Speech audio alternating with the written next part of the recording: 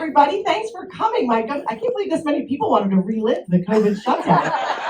Works for me. My name's Mandy Miles. I'm the editor of the Key West Weekly newspaper. You will meet our panelists, photographers, and videographers very shortly. But basically, I want to thank the Tropic Cinema and Carla for sponsoring us, along with Michael Nelson and the Monroe County Library for putting this together. But there's also the man who is the reason we're all here is Chris Sloan. You will hear more from him. Wonderful Emmy Award-winning producer, videographer, philanthropist, kept people fed in the Florida Keys down here. But today's actual date, 5 years ago today, is when they put up the roadblock at the top of the Keys for COVID. Sort of like pulling up the moat, pulling up the drawbridge to protect ourselves. And that lasted 66 days. The initial statewide shutdown had occurred March 17th on St. Patrick's Day, when the governor ordered bars, restaurants, nightclubs closed. And everybody started trying to figure out how to deliver cocktails with golf carts, which thank God they did. They really did. But so yes, we're here to just recall that time. It was a scary, frightening time. News was changing all the time. Events were canceled. We were still figuring out how to unmute ourselves on Zoom all the time. Some people were essential. Some people were insultingly non-essential for work. It was crazy. And I remember it wasn't until I was going through all these headlines last week, I couldn't believe how much I had forgotten about that time, how much it had all run together and just became this whirlwind of, was it the Omicron variant, the Delta variant? Was that before or after I had to get tested before I went to a cousin's wedding? All this stuff. So we're going to relive tonight the 66 days of Paradise Interrupted.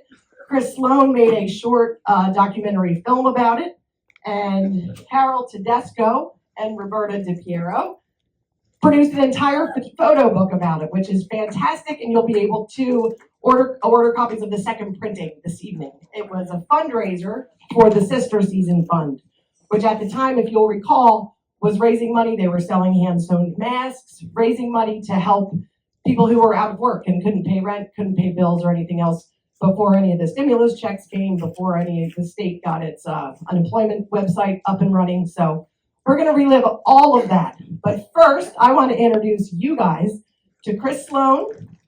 Are we doing your video first or remind me? Oh, you introduce yourself panelists. Oh, I'm sorry, our panelists. And you'll get I'm sorry about that. You'll get a full bios of them all before they start. But we have, to my left right now, Chris Sloan, our organizer for the evening. Roberta DePiero. Andy Newman. Corey Malcom. Carol Tedesco. And Rob O'Neill. All right, enough for me. Let's get on with the show of back to memory lane. Now. That's me. That's Chris. That is Chris Sloan. That's a giant picture of you, Chris. Chris Sloan and his family split their time between their homes in Key West and Miami, but his heart's in Key West. He loved it right so much. He is an Emmy Award-winning television producer, filmmaker, marketing exec, entrepreneur, journalist, and philanthropist, which you'll hear a lot about. Thank God he is. His nationally known television production company, 2C Media, is nationally known. He's also created many videos celebrating Key West, including the one you are about to see, and others. He does amazing time-lapse videos. You can watch the entire Key West holiday parade in about 4.5 minutes, and it's fantastic. He and his family created and still operate Caleb and Calder Sloan's Awesome Foundation, which was the reason that his philanthropic efforts brought him to Key West during the shutdown. It's a nonprofit that responds to natural disasters, helps people in need, and advocates for children who need grief support.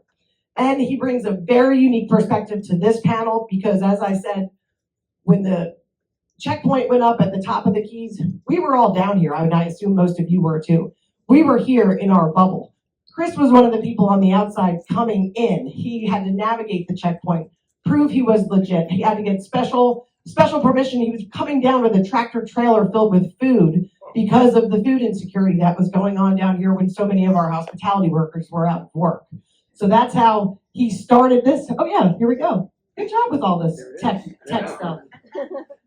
It was amazing, unbelievable. And if you guys recall, just as I do, the different food giveaways, I wasn't at all surprised that Key West pulled together, but it was so appreciated to see what everybody was doing when it came to checking on each other, checking social media, stopping by, social distancing. It was just amazing. And Chris Sloan quickly and completely got involved in the charitable and the connectedness of Key West, and we're very, very glad he did. So Chris, take it away. Well, super excited. Thank you for being here, and thank you for our family, Carl and Taylor, for being here, and all of our friends. Being up in Miami, we've been coming down here for years, and we only bought a house like 5 years ago. But the place had its own problems, right? So nobody was really paying attention so much on the mainland of what was going down, unless you happen to be like us, like I being Pirate Radio and in US One and Weekly and the Citizen. And you could see the food insecurity problems. And so we were doing this up there. It was like, well, Key West was, particularly with the hospitality workers. I mean, you'll see in the video, county, the unemployment numbers went from the lowest in the state overnight to the highest in the state. So we felt we could run some video of what this was. So we decided to bring, food down, and we did a number of these things. And it was kind of surprising to us, even compared to when we were doing them in Miami, just what the need was. There's a video, or we can kind of blow past that. But, no, come on. It's kind of in the background. It's just running. So this will remind you, like you need reminders of what it was like. And Chris refers to him that when he comes through the checkpoint as going behind the coconut curtain is when he got into the Keys. I thought that was cute. Exactly. I had to prove we were legit. So we did this with the city and Pirate Radio and SOS. Then and then what was great was Farm Share. But I think everybody remembers, what this was like.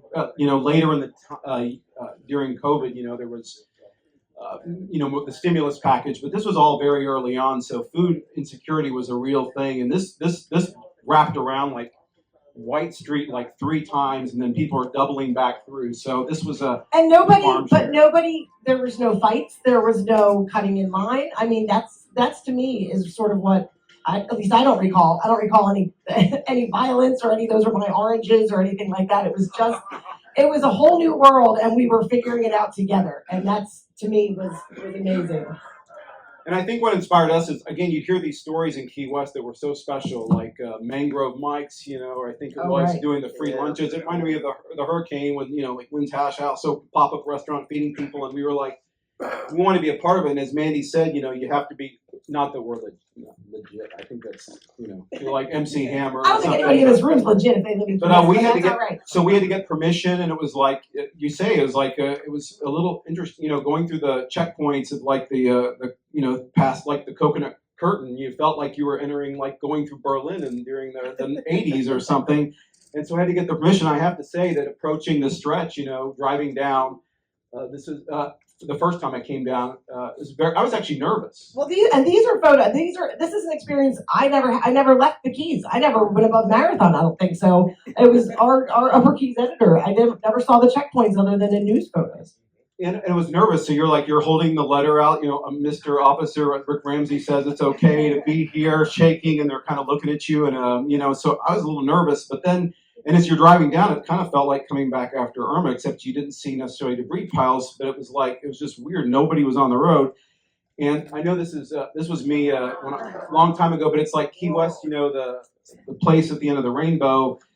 Immediately, you become joyous because what we love about this place is the sense of humor and the quirkiness and the wittiness and the we're all this together. That one human family vibe, we don't get that in Miami. So we were mainlining off of your beautiful energy here, and so it was absolutely joyous. And I hate to say it, but it's like this was the first time during COVID that we smiled. We did not feel this way. And we did a lot of this. We still do a lot of this through South Florida and Miami, but. There was a weird energy. And so with that energy, I was like, well, hopefully this is never going to happen again. And we didn't know how long it would last. Exactly. So I know this feels a little sketchy, but we were like, well, maybe, I wonder if we could make a film about this. And so I bought a GoPro down. And by the way, I just want to say as an outsider, just getting in here, there was only one hotel, as I was told, we were allowed to stay at. So that was like the Laureate, and had to sign in, and you had to have proof, those letters that you were, so you couldn't even check in, and also so we didn't be part of the problem. We bought down our own food, paper towels, lots of toilet paper. You brought your own hand sanitizer and toilet paper. Hand sanitizer and lots of wine. You didn't want to do this sober. And but that was really a bizarre thing. And the only people in the hotel was like, people that were like working from the government, from coming down and starting to like figure out their response. It was really strange. Nothing was open in Old Town. So, and then I was like, decided to stay. So Jack Smith, my friend, and Kim works at Pirate Radio. They're like, well, you can stay with us. I felt like a little like we're doing something illegal, but I'm going to walk around with a camera and try to document it. So what you're going to see is a film called 66 Days of Paradise Interrupted. And it's a documentation of what this place was like from the beginning until the checkpoints went up on the first. And this actually was finished about, 10 days after the checkpoints went up. And but after they ended, after things were reopened, right? But what I want to say about it is that I got the title wrong, because it was really Paradise on Pause, and that became apparent. It wasn't interrupted. Everybody had a very different journey, but it was like, my God, Paradise is given a chance to breathe. So I'm gonna cease the wording, cease my talking, hush my mouth. So watch this. This is gonna bring back so many memories. Here's the 8 minutes, little video. I'll look back at those days. All right, another fabulous day in paradise, the beautiful Florida Keys, here on the Pirate Radio Morning Show. I found paradise, I believe. That's why I'm living on Key West time. I'm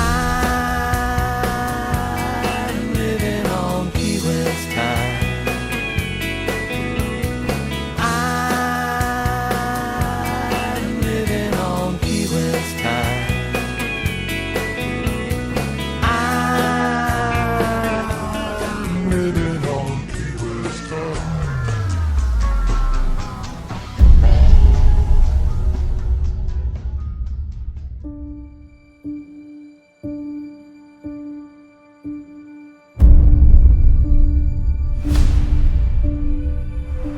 We've got checkpoints at 2 locations, the Card Sound Road and the 18-mile stretch, and all but essential businesses and residents are being allowed into the Keys.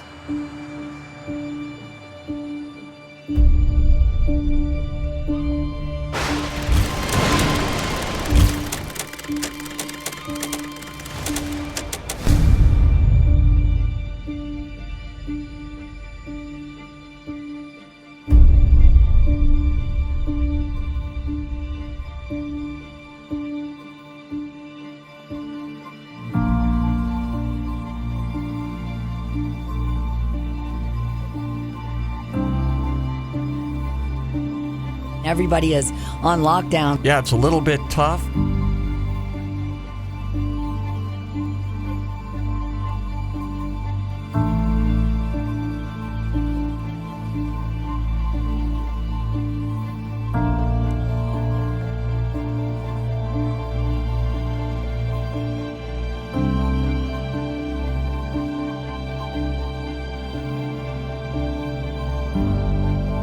It's just weird. Have you been on Duval Street at all? Yeah. It's so quiet, no cruise ships, no tourists.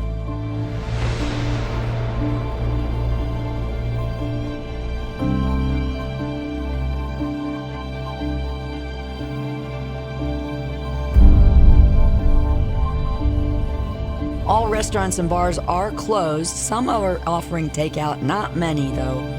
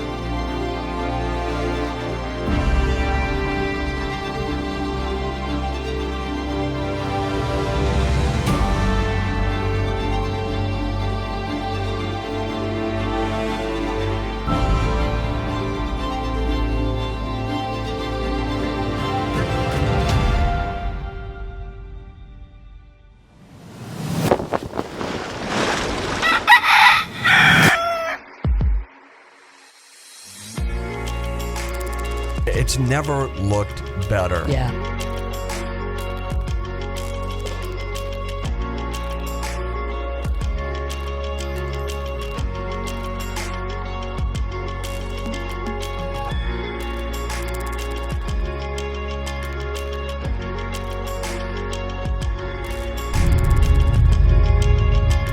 The checkpoints have been working. Yeah. We've kept the positive cases to a minimum.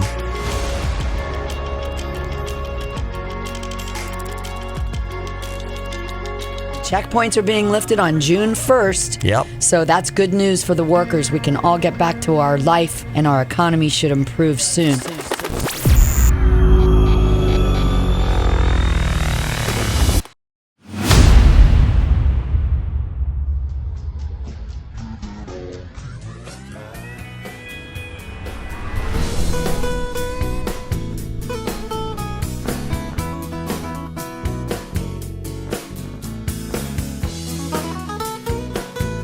Restaurants are starting to reopen. Our Slice of Paradise is open for business. If you hang around here, you know it won't take very long before we drag out the old six string and start singing a song.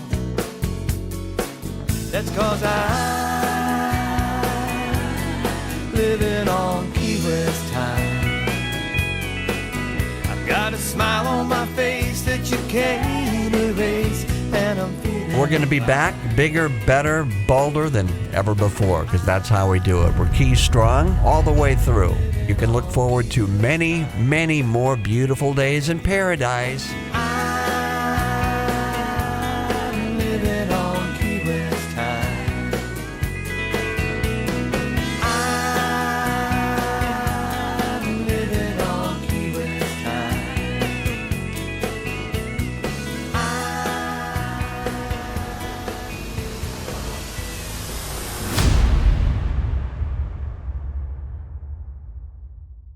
There's just a short credit sequence here.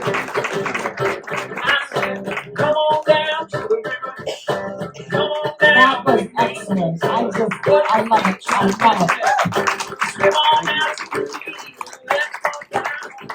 it. So that was, and again, I want to thank Jack Smith and Kim Works at Pirate Radio, and then Howard Livingston, the Mile Marker 24 band, who are always performing at Boondocks, and the KOA for the letting us use the songs. That again, that was produced 5 years, like literally, we put that online 5 days after the checkpoints went up. So the answer is obviously we'll get to how things changed after that, but that's that video. Oh, it was great. I love that. I love that. And so during the shutdown and the checkpoints, while Chris was out there documenting things with his video camera, Roberta DePiero and Carol Tedesco had an idea. I guess it started with Roberta, correct? Mm-hmm. Correct me if I'm wrong. So Yes. Roberta's going to go next. Roberta DePiero, if you don't know her. Lovely woman. She was out riding her bike, taking photos, realizing that some of the things she was seeing just didn't happen. They might happen for a few days after a hurricane evacuation, but not in this extended amount of time. So she had an idea. She got in touch with Carol Tedesco. Do you want to tell the rest of it so I don't mess it up? Sure. Okay. Well, do you want to go back? Oh yes, let's go back and first of all, Go back one side. the end finished product was Isolated Island, the fundraiser for sister season. But we also have to give credit, in addition to Roberta and Carol, we've got Kathy Russ, who is the text editor. Rosie Ware wrote a fantastic foreword to the book, and you have to read that. And then Eric Rawl did the design and layout. So yeah. It's 352 pages of photographs from a time that hopefully we'll never experience again. 5 of the photographers are up here. Several of you, probably a dozen, are in the audience right now, and we'll give you guys some credit and obviously acknowledgement later on. But yeah, please, Roberta, tell us how this all came to be. Well, when the lockdown started, I was like, okay, so I'm going to start riding my bike because there were no cars. And I thought, this is really cool. I can just ride wherever I want, don't tell the police, blow through stop signs, go the wrong way on one-way streets. And I happened to be riding, and my friend Jody said, "Hey, you went right by my house." So I invited Jody to join me. So we went out every day. It started about an hour, then it went to an hour and a half, and then 2 hours, and sometimes 3 hours we'd be gone. I think my husband thought I was like off somewhere, Well, we weren't exactly busy that day. I know, right. Not all of us were real busy at the time. Sure. Or do you want to read my bio? Oh yeah, go for it. Okay. So my bio, and then I'll finish my story. Absolutely. Roberta grew up in Cleveland, Ohio, transplanted, thank God, to Key West in 1991. In 98, which is when I got here, she met her, hang on, I didn't need reading glasses during COVID. That's, I don't think I can blame the virus for that though. In 1998, she met her husband, Reeve Perkins, who I saw, he's in the audience, and started her own company, Cocograms and Enterprises, which evolved into Key West Playbills. And I'm sure she's trying to get you guys to buy ads in her playbills for years. For sure. That produces playbills for all the plays and theatrical events in Key West and special event programs for more than a dozen Florida Keys clients. Deeply involved in the business, philanthropic, and creative communities, Roberta has served on numerous local boards and is also the current Plugging the Keys volunteer coordinator for Keep Key West Beautiful, scheduling the locations and hosts along with social media every Friday morning. She and a team of volunteers are out there collecting trash, recyclables, and just doing an amazing job. You can always find the schedule for where the Friday morning cleanup is in the Key West Weekly every Thursday. Yes, She said she started. Oh, of course. Happy to do it. Roberta started plugging actually during the pandemic in June 2020, and she is still picking up trash. All right, so now you can roll the video. Yeah, so now So the video that you're going to be watching while Mandy and I are chit-chatting up here is one that we put together based on my photos from the book and a little bit of the beginning. Darklight Productions did it, and then Ross Pipkin is the narrator. So anyway, so I think there's no volume on this. Yeah, we should kill the volume. Oh, yeah, we can kill the volume and then we can just see. Yeah, let's just watch it and see the photo. And you guys also jump in. You guys have your mic, please. Yeah. So. Sister Season Fund. Yes. $60,000 is what this book ended up raising for Sister Season Fund to pay rents and bills and food for people who are out of work. It's an amazing group. So back to my bike riding. Oh, yeah. My husband kept the bike rolling for me, which I truly appreciate. And so we started coming up with all these things to do. So we would go around and we would go to all the statues in town and take our picture with the statues. We would go to all those things where you can stick your head in, and we would hold our breath because we didn't want to get COVID and stick our head in and then take the photos. And then we did in April, let's look for all the poetry in the sidewalks. So we went around and did that. How many are there? How many poetry on the sidewalk?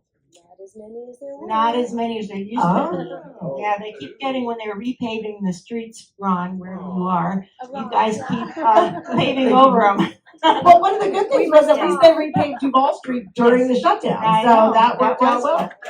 Yeah. So while we were out riding, I would do these little live videos. So that's me on my bike videotaping, just to show the rest of the world what was going on. And Jody kept saying, we should do a book of our photos. Because initially these were all just living on Facebook, right? Yes, basically, correct. Right? Yeah. And remember how we were all addicted without question to Facebook to see what the latest cancellation was, what the latest closure was, what people everywhere in Key West and throughout the country were doing. And so I didn't want to do a book on my photos, so I called Carol. Carol, we had done another book together, right there. Look, Look at that. Afterlife. It worked out well. Images from the Key West Cemetery. So we had done this book prior, so I knew that we worked really well together. And I said, Carol, I got this idea to put together a photography book. And Carol said, I'm too busy. She's too busy. So I How said, were you that busy during COVID? I was working on things. I was working on things. So I was like, okay, darn, I think this is a really good idea. And so while we were picking up trash one day, because I had been seeing a lot of other people posting images that they were taking on Facebook. Like I saw Bill and Linda Clip out there, I saw Rob's, Corey Malcolm's, all these people that I knew that were photographers were And then, of course, posting- Andy Newman shows people up by posting upperkeys ones. That, yes, yeah, I know, but online. I don't think we were friends yet. on Facebook. Oh, okay. I saw him. Yeah. But we are now. We are now, I know.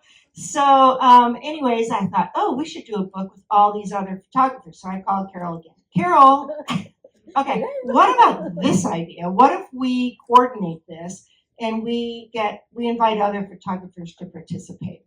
And Carol said, You don't say no to Roberta. so we then pulled in Eric Gall as the designer because I'd worked with him before, and we applied for an awesome grant to launch our idea. So we did get $1,000, but Carol and I then set out to invite, it ended up being 27 total photographers that are in the book. Some people Carol knew, some I knew, some neither one of us had heard of, but we saw their photos. There are people that didn't get in the book because they weren't out shooting. Like we wanted Virginia Wark. She takes fabulous photos, but she wasn't out shooting. And the requirement was that they wanted it during the shutdown. Right, so all the photos, the only requirement was it had to be from March 1st to June 1st of that year. And so, what else, Carol? What am I missing? Look at my notes. Yeah, I don't have your notes in front of me. That's Yeah, how they already sold. They've already sold out of the first printing. Right, we But printed what are the 1,000. plans? Yes. Yeah, we printed 1,000 of the first Can I have the edition. Yeah, go ahead. Yeah. Yeah, I was going to say, Roberta is just the perfect person to do a project with when you want to get things done. And when we figured out what it was going to cost to print 1,000 copies of the book in advance, it was a big number. And I was like, oh my God, how are we going to come up with this money during a pandemic? And she's like, well, I know. We're going to do this and this and this. And, Right. and but it wasn't just pre-sales. It was also people's generous donations too. Right, So. right. So we contacted all the photographers who said yes, and we said, we want you guys to come up with a not-for-profit to donate the money to. So they ended up voting, and we picked Sister Season Fund, as you know, and so that was really great. And we started the project in July, and we had the books published by December 1st. So everybody was getting their books by then. For Christmas time, right? For By the time Christmas it was, time. yeah. So it was really exciting. So this is one of the sidewalk images, the poetry. That one's still there. Ron, is it going to be there after you guys renovate? It's coming back. All right. And this is one of the buildings that they're talking about tearing down. Over there by the Casa Marina. Right. So it was just interesting. I just took all my photos with my cell phone, and I was surprised how good they turned out in a book. Well, we're glad you did it. We're glad all of you guys did it. Every photographer out there and the ones on the stage. This is, yeah. I just can't believe how much I forgot. So about one this of the period. things that was interesting was we would see things that we had never noticed before. Like at Five Brothers on Southern Street, we were riding down one day and went, oh look, there's a rooster up there. And I mean like a statue of a rooster. And so I went in and I said, hey, how long has that rooster been there? Oh, like a year and a half. I'm like, really? So, what's interesting is it's not up there all the time. So I wonder what it's a signal Let's for. start another conspiracy on this stage. Shall we? And then you could also point out it wasn't all photos documenting what was happening on land because every photographer who was involved in the project was having their own unique experience and they were photographing it from that unique experience. Right. And what's really cool is each photographer gave us their bio and how the I miss those coconuts. Anyways, they how they experienced COVID. So when you read about them, you read who they are, and then you see their images in the book. Yeah, it brings back a lot of memories, and it shows you things that you had never seen, and Right. that's which actually our next panelist had a unique perspective. Andy Newman, meet Andy Newman, who Oh yeah, almost there. We're almost there, Andy. sorry about that, I jumped the gun. Just keep taking that microphone away Yeah, from just you. take the microphone from you, Carol. But it was really a cool project, and we're pretty excited because we are looking at doing a second printing of the book because people have been asking for it for 5 years. So we're going to do some pre-orders for that, and then we'll be getting those in fairly soon. So we're pretty pretty excited. We've been talking about it for like 3 years, putting out a second edition or second printing, and we finally this made us do it.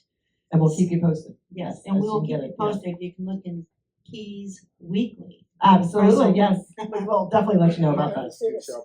Yeah. Thank you, Roberta. You're welcome. Thank you. Moving on and moving up the Keys to one Andy Newman, who joins us from Isla Mirada. Andy had a bit of a different experience with COVID, as he does during every hurricane, because I always envision Andy, who has just wrapped up a 40-year career doing public relations. 44 years doing public relations for the Florida Keys, making sure tourists come here. So whenever there's a hurricane, an evacuation, or a pandemic, I have this like cartoonish picture of Andy Newman like sitting at a desk somewhere chugging Maalox because there's nobody allowed to come to the Keys. But then thank God I see him online. He's out there taking fantastic photos and actually letting people know that he's not just giving himself ulcers. But he recently concluded a 44-year career providing communication support for the Monroe County Tourist Development Council, making sure that the Keys were always featured for Key West on New Year's Eve. Anytime you saw the Keys on the national news, on television, anything, that was because of Andy Newman.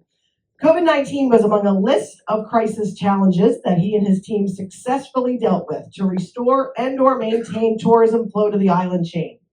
Among others were several hurricanes, Zika, dengue fever, and the 2010 BP Deepwater Horizon oil spill. Good God, I forgot about that too. Good times. Photography, whether shot by Andy or other of his Keys-based photographers, played an important role throughout efforts for those situations, as well as in creating awareness of the Florida Keys as a world-class visitor mecca. Andy Newman. Oh, look at that's a great photo. Cool. That's me at the top, not up the middle. I didn't say it, you did. Andy, walk us. So, Andy, you spent most of it in Isla Mirada, correct?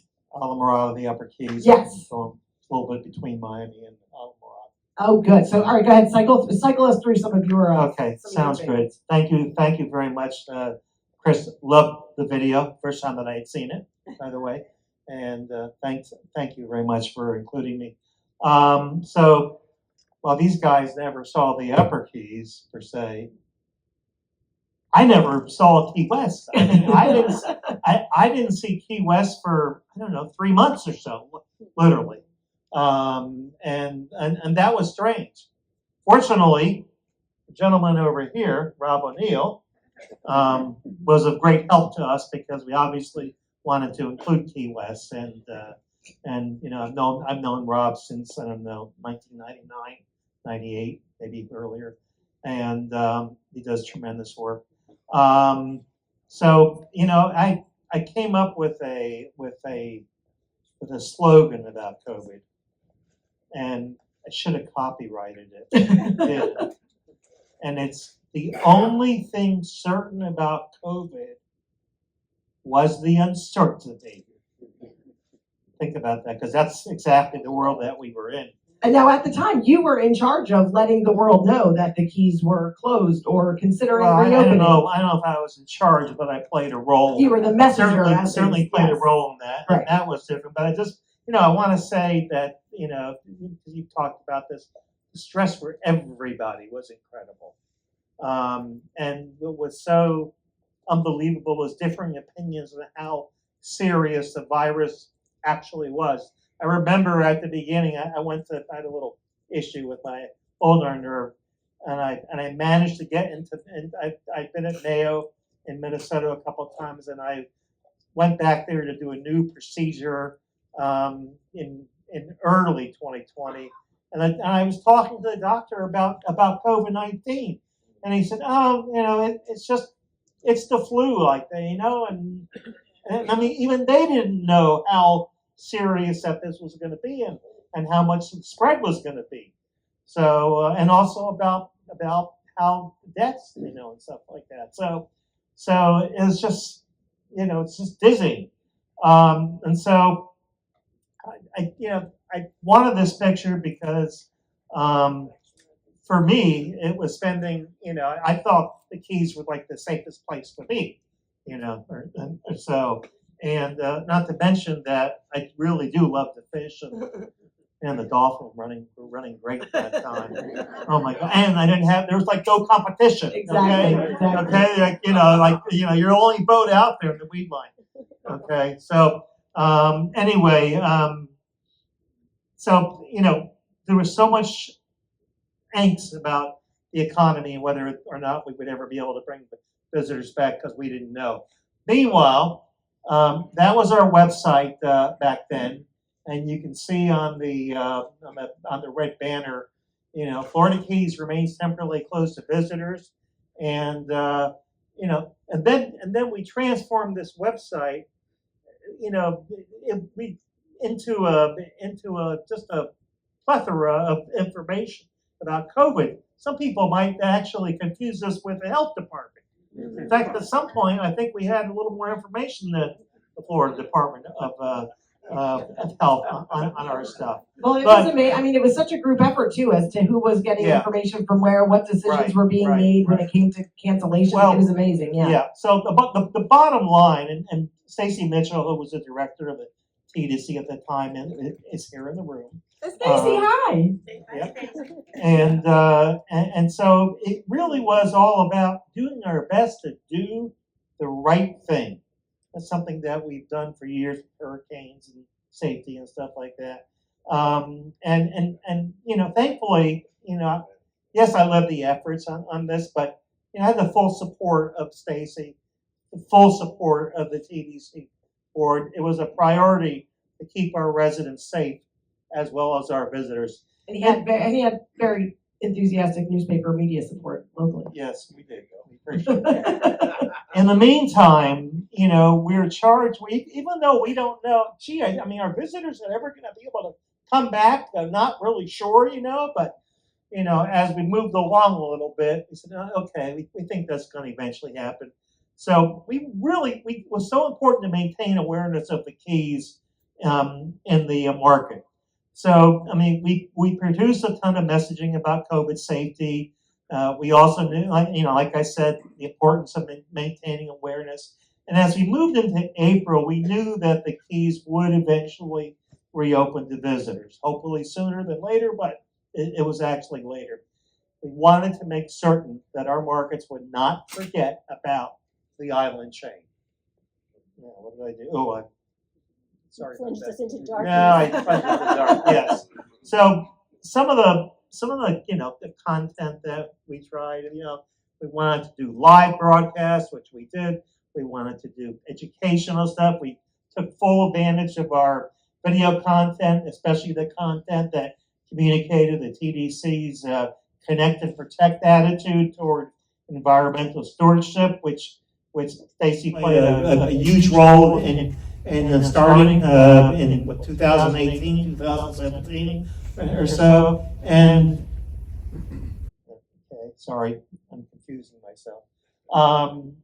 A lot of virtual content streaming. There's virtual views there, and we just leaned hard on our social media platforms. But talk about the amount of engagement and views you guys were getting. It was clearly working.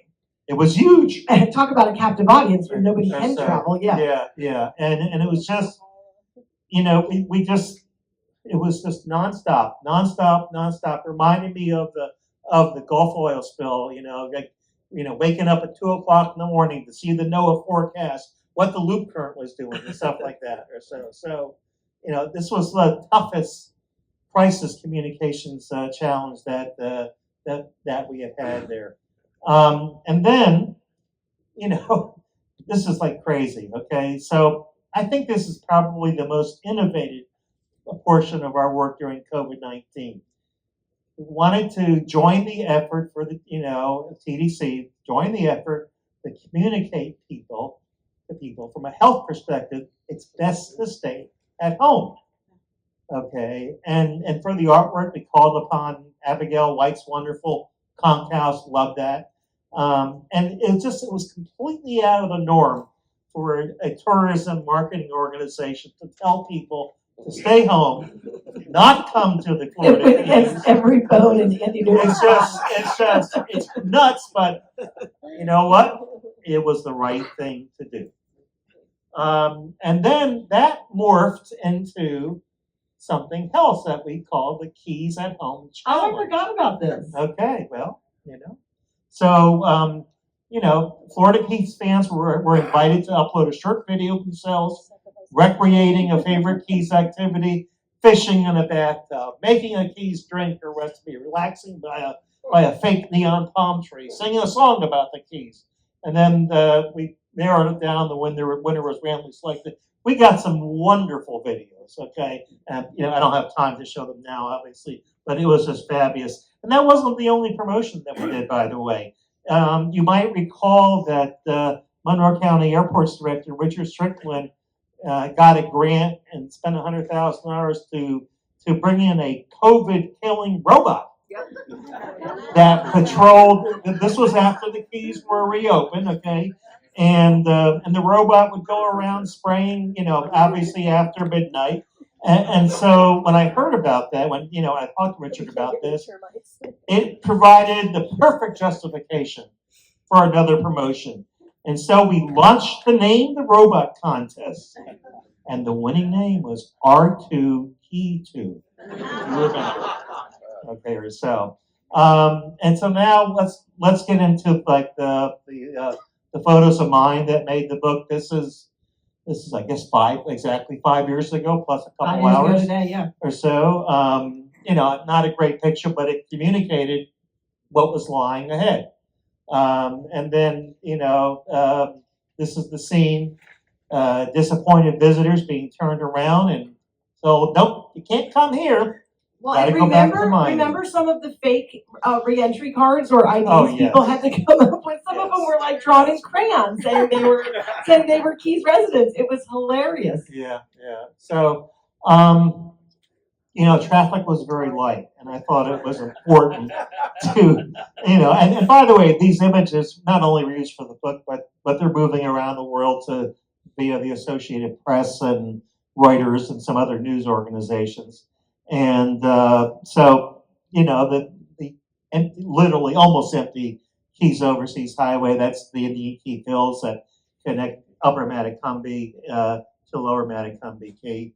And then now we're obviously, on June 1st, 2020, and I wanted to make damn sure that I was there and that roadblock when came the Keys down. were reopened. Okay, so these are Monroe County Public Works staff dismantling the checkpoint. And then the last image here is Monroe County Sheriff's officers furling up the American flag that had flown over the checkpoint for just over 2 months. At left, by the way, is former Monroe County Sheriff's Office Captain Donald Finelli, who is related to you, right? My cousin, yes. That's right. He retired about a year after this picture was taken. And then at right, my good friend Major Don Hiller, who was a captain at the time. And God bless those guys, the abuse they got at the top of the Keys and the heat. I mean, it was brutal. God bless those guys. It was horrific. Those guys, it was so daggum hot. Yes. Up there. And I spent a couple of days, not days, but a couple of hours for a couple of days with them up there, and they were just super. They were super. Yeah, they were. So okay, that's my story. Awesome, thank you. And as everybody recalls, once the Keys did reopen, thanks to Andy Newman's efforts, Stacey Mitchell's efforts, and everybody else, the Keys were packed because people couldn't go on cruises, they couldn't go to the Caribbean, they couldn't go to Europe, and our hotels were jammed. So and I also want to do a shout out to Tinsley Advertising. Very good. They came up with some wonderful creative in terms of advertising. I believe that we spent some emergency marketing dollars, and the market was just blanketed. You're right. No cruising, right. No Bahamas, no Caribbean. They all came here. People came to the Keys for the wide open spaces. You're right, exactly. They could eat outside. We had the outdoor dining we were doing. It worked out as a perfect storm, so that I think our economy locally came back so much faster than anywhere else. Meanwhile, we still communicated that COVID safety message. Right. about masking and this and that. But we still had a curfew And at New Year's banners, Eve. So it was a very challenging time. That's the way to put it. Okay. I was gonna say I think our New Year's Eve ended at 10 p.m. that night that year. Yes, they dropped the shoe early. Yes. So, all right, bringing us our next panelist and photographer, who also needs no introduction, Dr. Corey Malcom, lead historian for the Florida Keys History Center, former marine archaeologist at the Mel Fisher Maritime Museum. Corey was also not super busy during COVID, as many of us were. So he has spent years as an underwater archaeologist for the Mel Fisher Maritime Museum. And during the COVID-19 lockdown, he managed to sneak away from his house on his bike and photograph scenes around Key West with an eye towards historic documentation, but also plenty of Higgs Beach dive shots, underwater shots, which I think brings an entirely new perspective to this. We haven't done much with the underwater shots yet. And Corey would post his on Facebook as soon as he got home. That people, there were people waiting to see what Corey would post during the lockdown. So please walk us through some of what you were doing, Corey. All right. Well, let me thank you, Mandy. Let me share a little bit of my COVID-19 shutdown experience. So shortly after the shutdown started, I was laid off. No work. My wife, many of her clients were hotels. They were shuttered. We had children at home who weren't going to school. My mother-in-law was staying with us. So we had all these crazy, conflicting, stressful things happening. No wonder he was outside at Higgs Beach and underwater. Yeah. So, I'm thinking, oh my gosh, how are we going to cope with all this nonsense? We've got unemployment, online school, all these health precautions, and it was pretty worrying. And I'm thinking, okay, what can I do? So I said, well, I'll paint my house. And that was my goal for the shutdown. I'll paint my house. And I did that, and that was satisfying and progressive, at least in our lives, purposeful, I guess, but kind of boring. And so, I knew something historic was happening in our community, and I wanted to get out there and see, what was or what wasn't going on. And I wanted to document it in some way. So I would periodically escape the quarantine, hop on my bike, kind of go down the side streets. I didn't know what the police would do. I didn't know if they were stopping people or anything. So I tried to sneak around town on my bicycle and photograph scenes of the shutdown. And ultimately, while doing all that, it led to me getting into the water. So normally, I'll show you just some of the photographs that were of mine that were in the book.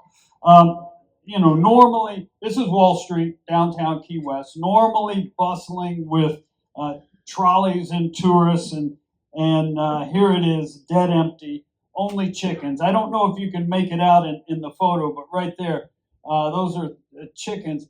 And as soon as they saw me, they came sprinting towards me. And they were like, "You got any food, man?" We're having to work harder than we've ever had to work for food. Exactly. And I felt really bad for them. I was like, wow, this is hitting them too. They don't have the pickings on the street that they normally would have. So anyway, they got their photo taken. That was the best I could do for them. Anyway, it was obvious that this was, affecting more than people.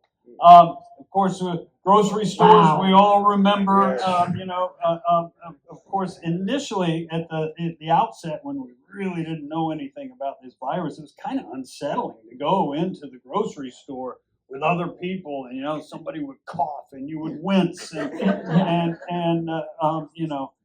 but of course the thing I think we all remember is that paper products were like gold during the pandemic. I will never, to this day, understand why that was, but it was. I guess, I don't know, the best I can come up with is people wanted to feel like they were doing something. In control of something, yes. Well, you need to have toilet paper. Come on. Oh, well, you got to have it, but you don't need to hoard it. I don't know why everybody had to buy bushels of the stuff.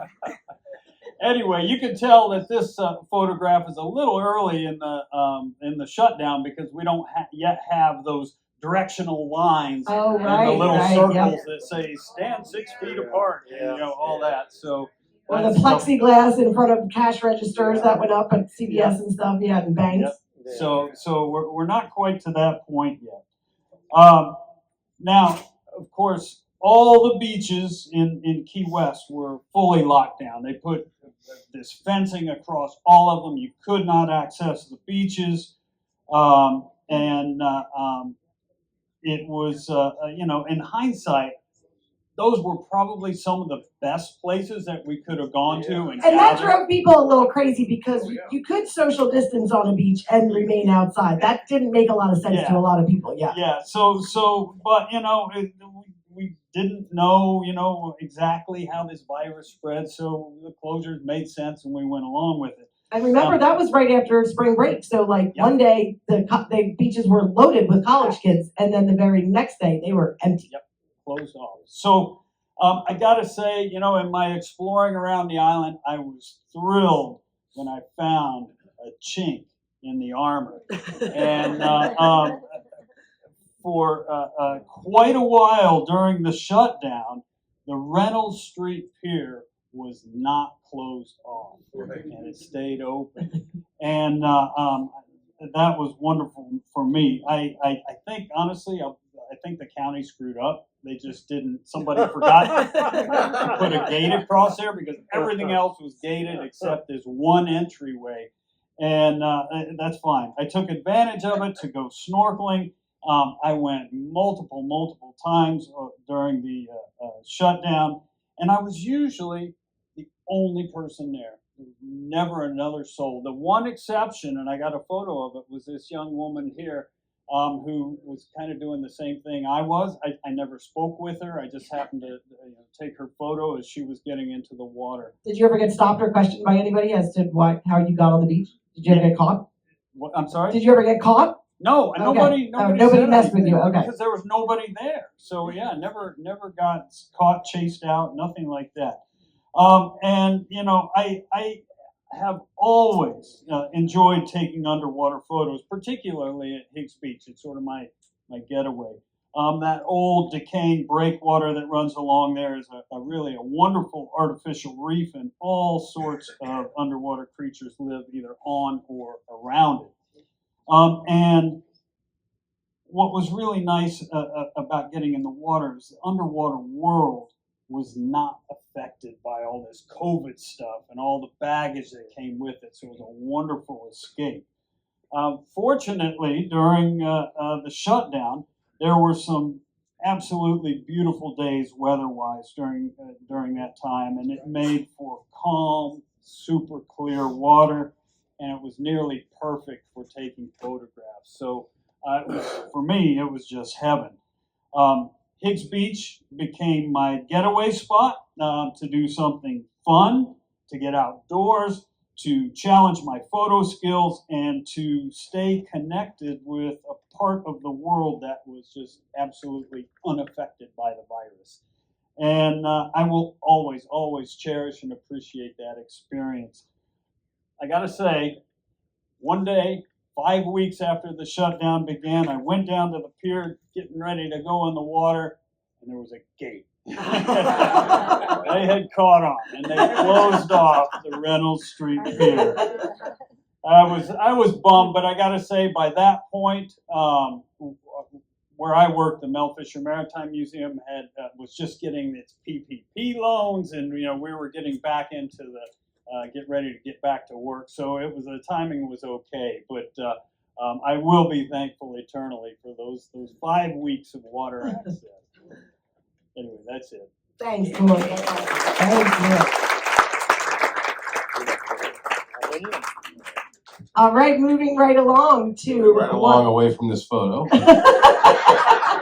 Oh yeah, he'd rather see the photos he took instead of photos of him.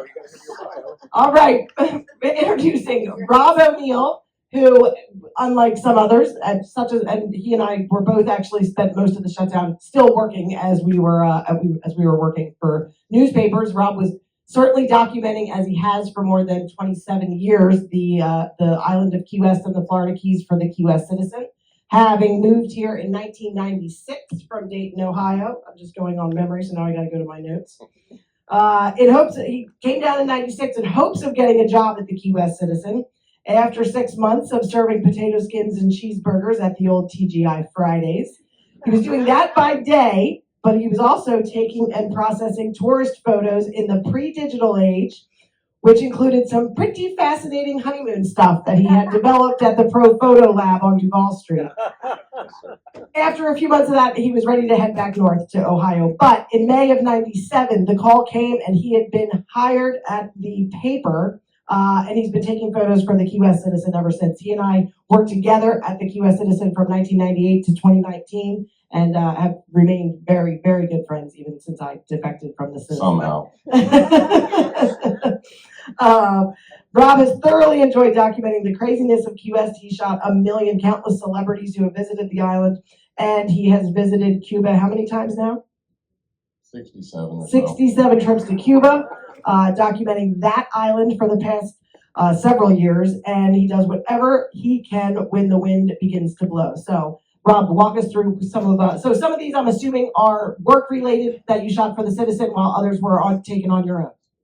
Yeah, I guess. I just, every day would be another day to take more pictures. Some made it in the paper, some didn't. But I obviously love doing this stuff. And so these are just some, of whatever. Some food drives, some chickens, and Father Baker, what have you. And I was really honored to be included in the book. The book came out very nicely, I would say. So I'm just going to go through a few of the ones that I have in this book.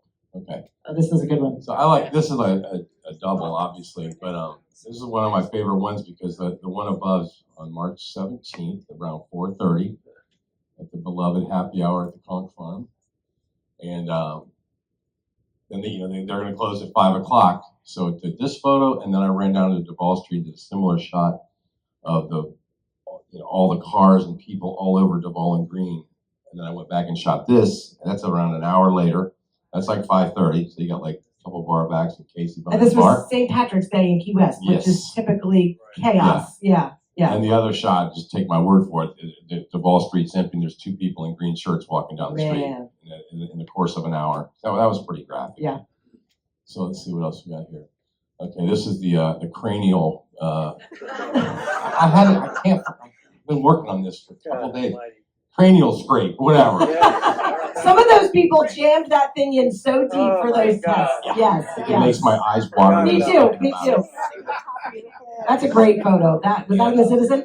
Yeah. That's a great at the shot. Cornish AME Church on Whitehead Street, and Because remember waiting in line? I mean, there was the high school parking lot. We were waiting for rapid tests at the churches. Yeah. I just don't remember them going so deep at the high school. This one was really.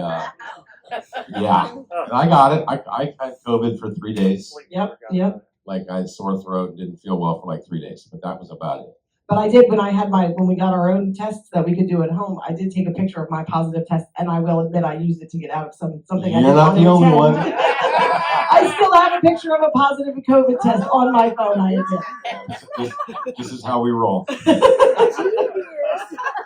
I would just add to that, my brother's a restaurant manager in Dayton, Ohio, and after this had been going on for a long time, he got so sick of hearing people saying, I got COVID. He said, I don't care. Come to work. Come to work. I don't want to hear about it. I'm sick, but don't have symptoms.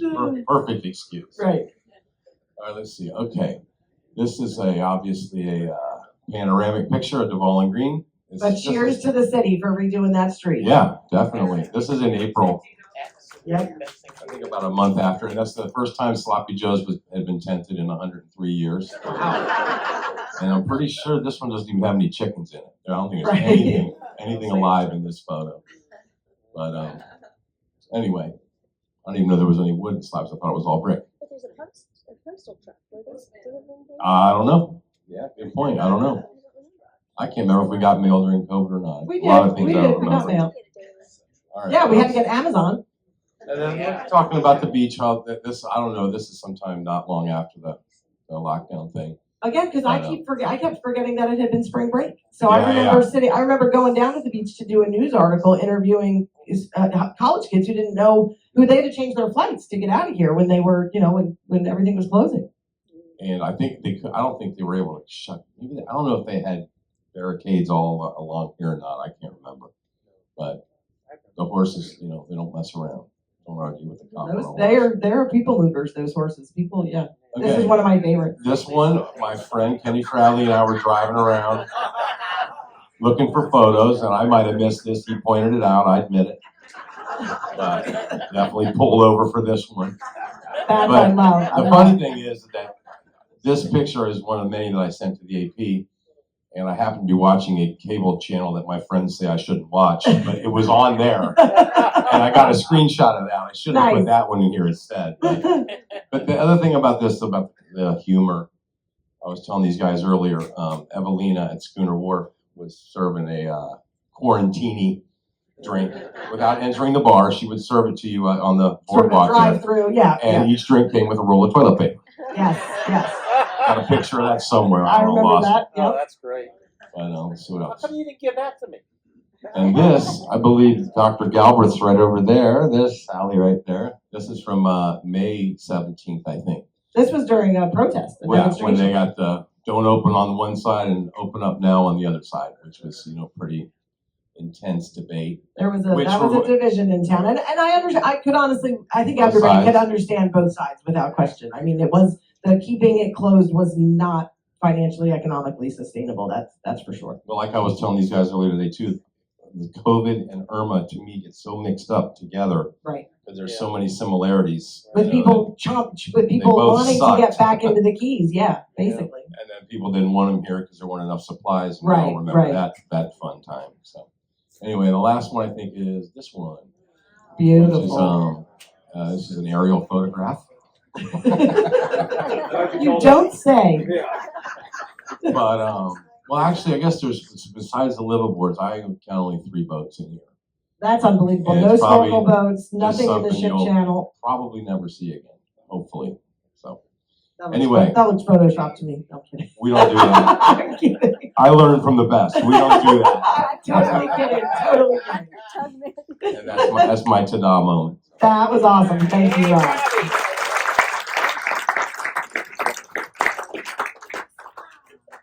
Oh my gosh, I just saw your shirt. That's adorable. All right, Carol Tedesco. We love Carol Tedesco. Carol Tedesco moved from Texas to Key West in 1992 following the call of historic sunken shipwrecks and their cargoes. Since then, she's woven together a career that encompasses shipwrecks, photography, and PR media relations, sometimes one at a time, sometimes all simultaneously.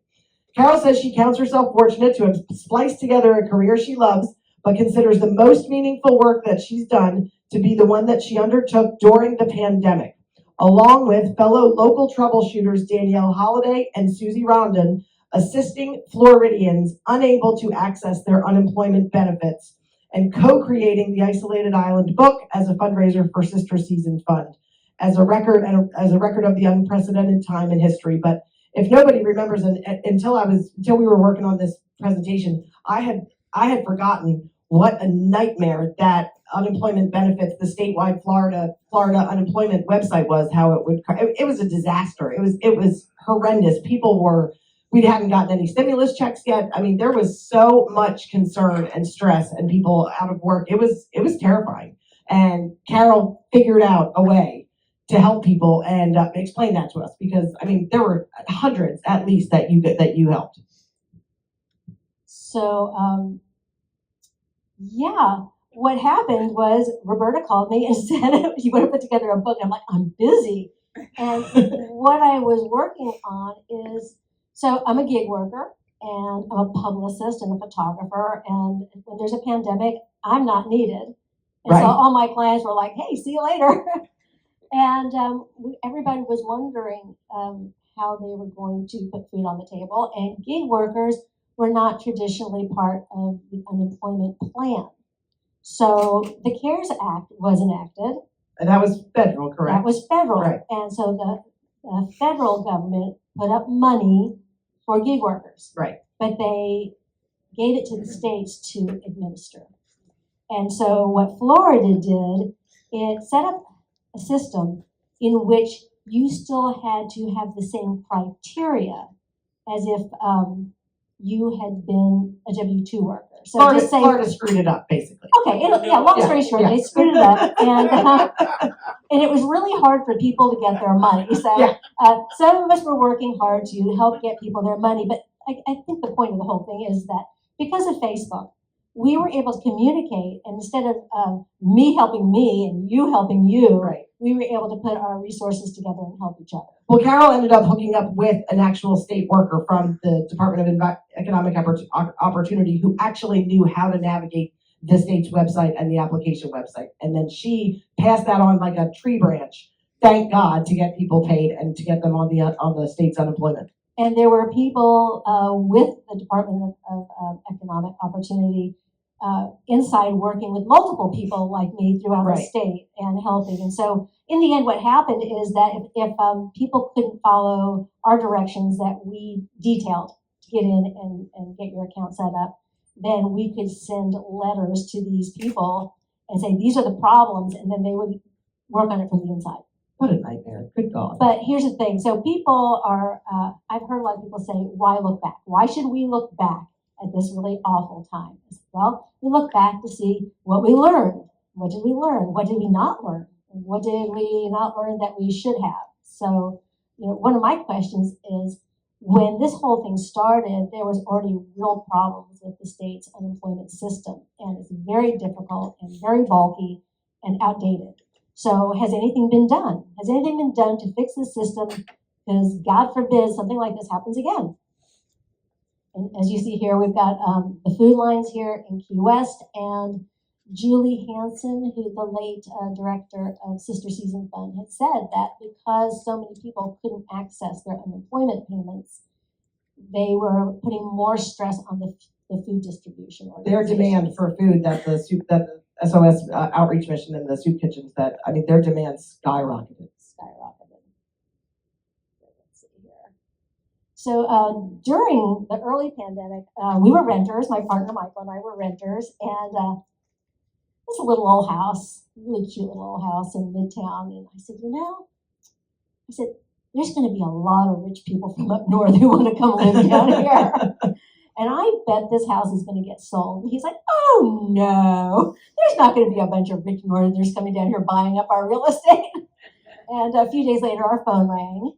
And it was our landlord saying, we're going to put the house on the market. And it's going to be an Airbnb. That's exactly what it turned into. So, but fortunately, we were very fortunate. We had bought a place up in Gainesville just the year before.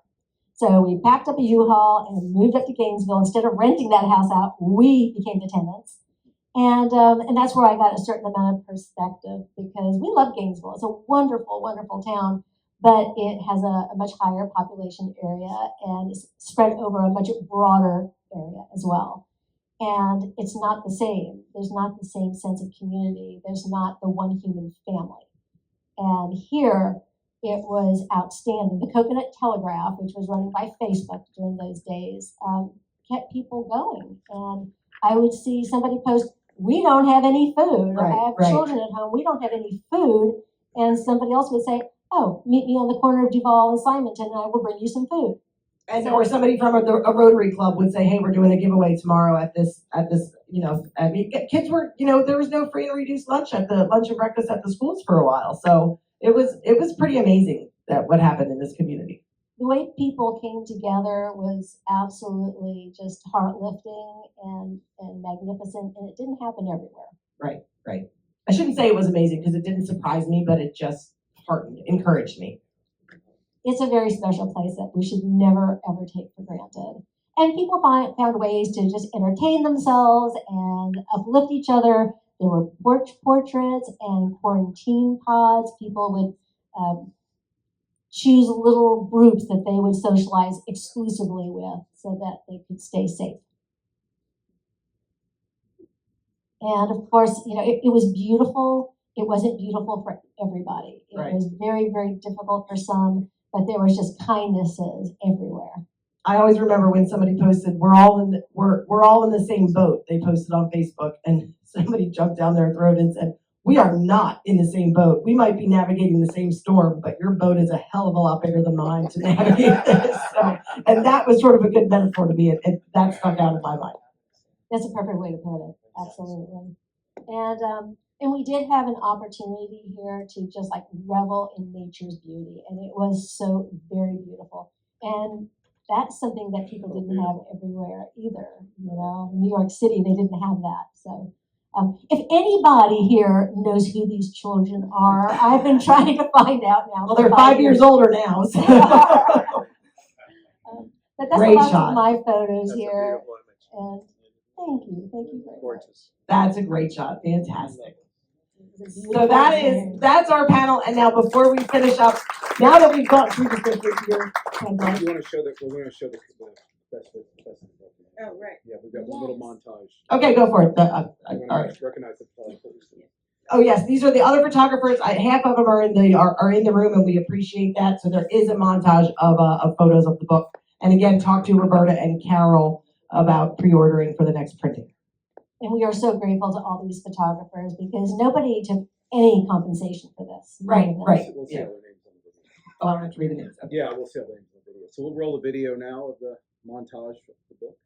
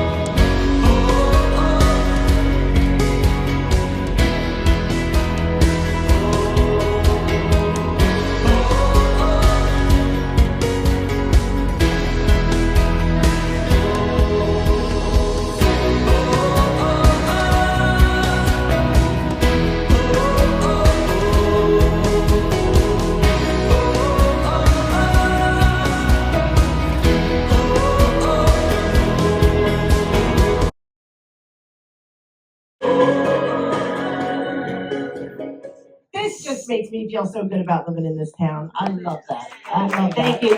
As you can see, everybody experienced that lockdown in a totally different way because you can see what they focused their photos on. And that was just a sampling of the 14 images that each photographer put in. But again, we're doing a second printing of the book. It's still $75 and the money will be going to SOS this time. The And, community kitchen, it will benefit this time, yes. Yes, the SOS, right. Yep. And we're taking pre-orders. All right, thanks. That was fantastic. Now let's end on a quick, as we're sort of paying the credits from tonight, let's end on a very positive note. Chris Sloan has on YouTube, Time Flies Key West is a time-lapse video channel. He has spent, you're gonna love this, I love this. He has spent years documenting every neighborhood of Key West, and they fly by in time-lapse style. So you're gonna, just watch, this is fantastic. So just real briefly, what this is right after COVID, as you all remember, those next 2 years, particularly really from like the summer of 20 through 23, were like crazy boom years. And the idea that we all try to do is capture a moment in time that will never be repeated, hopefully. The notion here is that people like to say, well, you remember the way things were? Well, right now, the way things are going to eventually be the way things were. So we went down the rabbit hole for 5 years. Didn't intend this to happen, but we made a 13-part series. It's on YouTube, Time Flies channel, and it's all the way from Geiger down We're to... not showing you all 13 parts, don't worry. Yeah, we're gonna I'm ready for a cocktail. All we're going to do is show you the quick teaser. You can go on YouTube, and then there's going to be hopefully a big physical interactive attraction that we're building. But this will just give you a very fast, upbeat tour of what the last 5 years super high energy were like. So we're going to roll the video, and then that'll be it. So bring us out of COVID Here we go. to the fun times back. This will wake you up. And thanks everybody for coming. This has been great. Thank you.